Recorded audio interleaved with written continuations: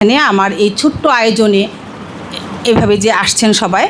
তো আমার জার্নিটা হচ্ছে আমি এই দেবিদ্বারেরই সন্তান, দেবিদ্বার পাঠান বাড়ির, বুলু পাঠান আমার বোন। তারপরে হচ্ছে আমি আবার এই দেবিদ্বারেরই একজন, আমার শ্বশুর বাড়ি বনকুট মুন্সি বাড়ি। এখানে আমার হাজব্যান্ড আছেন আব্দুল সালাম মুন্সি, ইসলামী ব্যাংকে আছেন এসিভিপি হিসাবে। আর আমি এই কলেজ থেকেই পাশ করেছি। আমার শৈশব, আমার কৈশোর, আমার ছোটোবেলা সব কিছুই মানে ওতপ্রোতভাবে জড়িত এই দেবিদ্বারে। আমি এই কলেজেরই একজন ছাত্রী ছিলাম।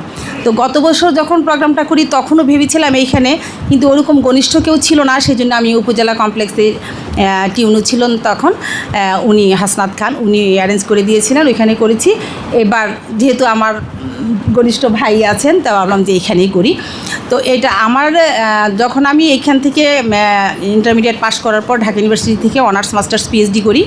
খুব ইচ্ছে ছিল ডাক্তার হওয়ার, কিন্তু ডাক্তারতে চান্স পাইনি। আমি সয়েল সায়েন্সে ঢাকা ইউনিভার্সিটিতে ভর্তি হলাম। তারপর আমি যখন পিএইচডি করি টক্সিক মেটাল নিয়ে কাজ করছিলাম। ওই যে বলে না, একটু আগে পারভেজ ভাই বলে গেল যে আমাদের কৃতকর্মেরও কিছু ফল।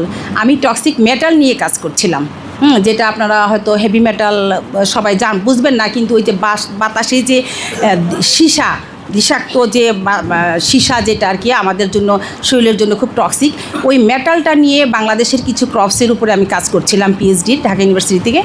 ওই আনফর্চুনেটলি সেই পিএইচডির থিসিস সাবমিট করার পরপরই আমার মানে আমি খুবই এনার্জেটিক আগে থেকেই ছিলাম, এরকম কাজ করার, যে কোনো কাজ দেখলেই আমি করব, এই ধরনের মানসিকতা আমার আগে থেকেই ছিল।